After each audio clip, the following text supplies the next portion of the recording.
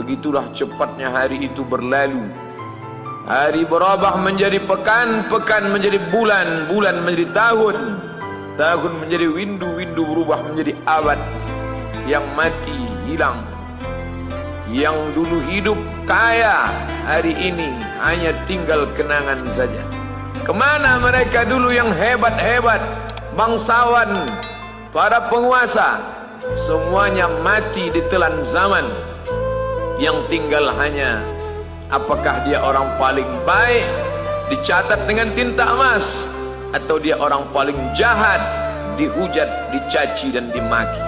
Harimau mati meninggalkan belang, gajah mati meninggalkan gading, manusia mati meninggalkan nama, nama yang baik atau nama yang buruk. Wa tilkal ayyamu nudawiluha bainan nas. Demikianlah hari demi hari kami pergantikan di antara manusia. Untuk apa hari ini dirubah Allah Ta'ala? Mengapa hari ini datang silih berganti dan kita ada di dalam zaman itu? Liya'lamallahu alladhina amanu. Allah ingin menguji siapa yang imannya tetap istiqamah, siapa yang masih tetap beriman sampai hari ini. Khatib mengucapkan alhamdulillah, nikmat yang paling besar adalah nikmat istiqamah dalam iman dan Islam. Berapa banyak ketika hari berubah, yang dulunya dia adalah orang baik-baik, hari ini berubah menjadi tidak baik.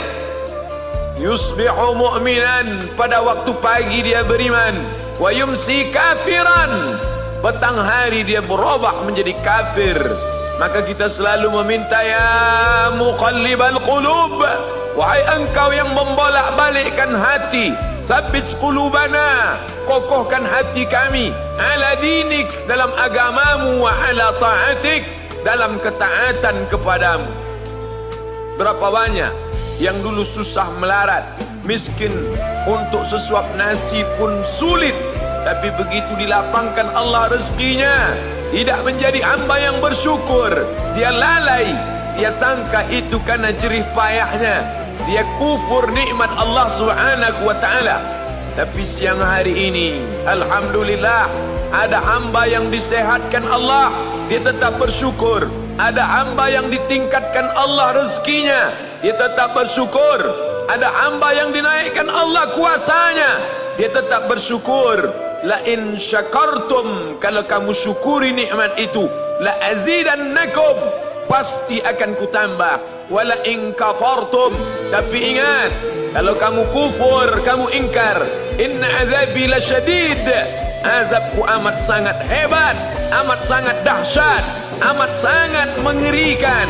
Berapa banyak orang di masa lalu mati dalam azab Allah Subhanahu wa ta'ala. Tapi itulah manusia, diambil dari kata nasya, lupa. Dia tidak pernah ingat apa yang pernah ditimpakan Allah kepada kaum-kaum sebelumnya. Wa ila samud akhahum salihah, kepada kaum Samud diutus Nabi Saleh. Mana mereka sekarang? Punah, musnah, tidak ada lagi di atas muka bumi Allah. Wa ila Madyan akhahum Syuaiba, kepada kaum Madian diutus Nabi Syuaib. Mana mereka sekarang? Punah, musnah, tidak ada jejaknya di atas muka bumi. Wa ila Adin akhahum Huda, kepada kaum Ad diutus Nabi Hud. Tidak satu pun ada di atas muka bumi. Tapi orang tetap juga angkuh dan sombong. Memang itulah manusia yang berada di atas muka bumi Allah Subhanahu wa ta'ala. Maka orang-orang yang baik tidak pernah berhenti mengajak kepada kebaikan. Umat ini dikatakan baik bukan karena banyak ibadahnya. Umat ini dikatakan baik bukan karena dia pergi bolak-balik ke kota Makkah Al-Mukarramah untuk haji dan umrah. Allah puji umat ini, kuntum khaira ummah, kalian umat terbaik. Kapan? Bila umat ini disebut umat terbaik? Ta'muruna bil ma'ruf, ketika engkau sanggup mengingatkan saudaramu dalam kebaikan. Pagi ingatkan tentang siang, siang ingatkan tentang petang, petang ingatkan tentang malam, malam ingatkan bahwa esok pagi kita tetap berbuat baik. Wa tanhauna 'anil munkar, larang mereka dari perbuatan mungkar. Maka hari-hari yang sudah kita lewati di masa yang lalu, sanggupkah akan pulang kembali? Pepatah Arab mengatakan lan tarji'al ayyamul lati madat, yang lalu tak dapat terulang kembali. Apakah semua itu berlalu begitu saja? Tidak ada yang percuma, tidak ada yang gratis, tidak ada yang sia-sia. Semua akan diminta pertanggungjawaban di hadapan Allah Subhanahu wa ta'ala.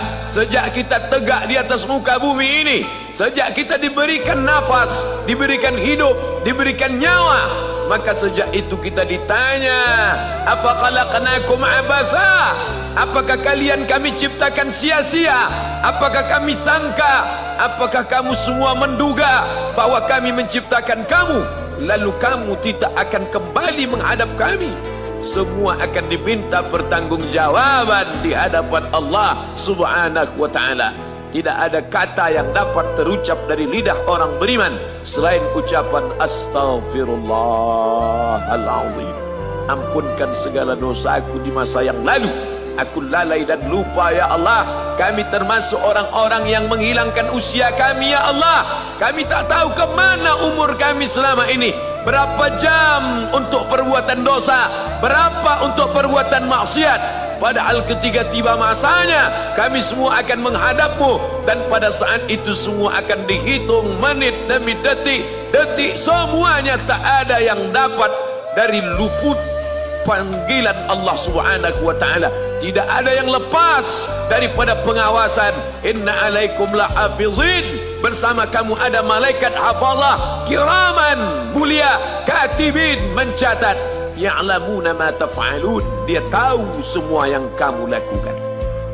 Betapa waktu-waktu yang lalu itu tak dapat kita tebus dengan apapun selain kita perbaiki di masa yang akan datang.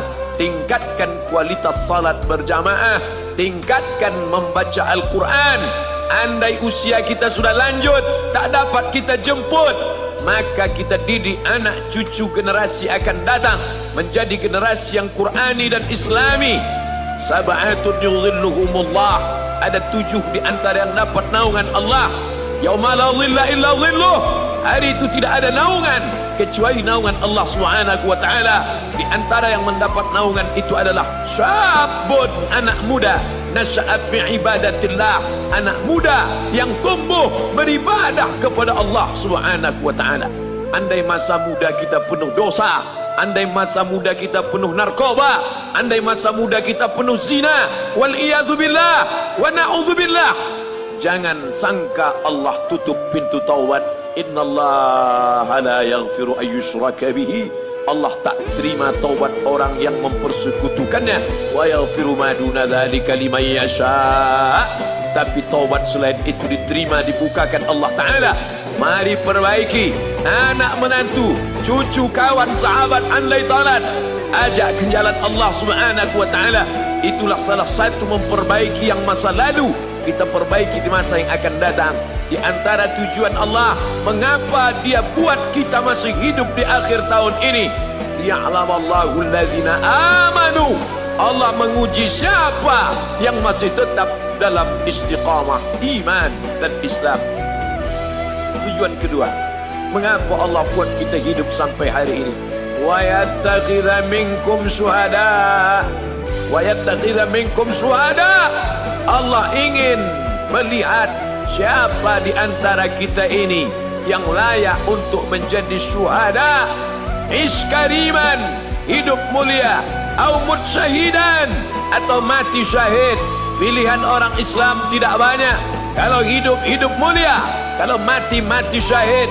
Jangan hidup hina, mati terlunta-lunta, tidak diterima Allah Subhanahu wa ta'ala. Hidup mulia atau mati syahid dipersaksikan oleh para malaikat.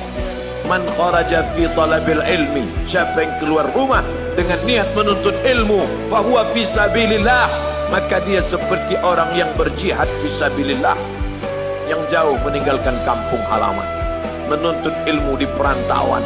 Jangan kau sangka kau anak yang terbuang, engkau adalah seorang syahid. Andai mati dalam perjalanan, maka matimu adalah seorang yang mati syahid. Mencari rezeki yang halal, meninggalkan anak dan istri, demi untuk memberikan nafkah, menjaga diri dari riba, menjaga diri dari haram, menjaga diri dari syubhat. Ditinggalkan anak yang masih kecil, istri yang memerlukan kasih sayang. Kutinggalkan kalian bukan karena hawa nafsu, tapi ingin mencari yang halal. Tetesan air mata, penuh keringat dan kerinduan, munajat di tengah malam, dibayar Allah Ta'ala dengan tetesan darah seorang syahid. Man mata duna malihi, siapa yang mati membela kehormatan hartanya, fahuwa syahid, maka dia mati syahid. Betapa seorang yang susah melarat hanya untuk menjaga diri dari yang haram dan syubhat, Allah muliakan dia. Inna akramakum indallah, yang paling mulia di antara kamu di sisi Allah, atqakum, yang paling takut kepada Allah. Ramai kita di rumah Allah ini, yang paling kaya kah yang paling mulia? Tidak. Yang paling ganteng dan paling hebat kuasanya kah yang paling mulia? Bukan. Yang paling berilmu, buya, kiai, ulama, apakah dia yang paling mulia? Tidak ada jaminan. Tapi yang paling takut kepada Allah Subhanahu wa ta'ala, takut terjerumus dalam riba, takut terjerumus dalam syubhat, takut makan haram, sehingga dia biarkan dirinya dalam kesusahan, susah dalam pandangan manusia, melarat dalam pandangan orang kaya, tapi hidup mulia dalam pandangan Allah, para malaikat, nabi dan rasul. Hari ini orang itu dikatakan bodoh, hari ini dia dikatakan goblok, hari ini dia dikatakan kamu tolol sekali. Mengapa tidak kamu pakai kekuasaanmu? Mengapa tidak kamu pakai kesempatan? Hidup hanya sekali, pakailah sesuka hati. Tapi dia takut kepada Allah Subhanahu wa ta'ala. Pagi dan petang dia katakan, Allahumma ajirna minan nar, Allahumma ajirna minan nar, Allahumma ajirna minan nar. Selamatkan kami, aku, istriku, anakku, keluargaku dari api neraka ya Allah.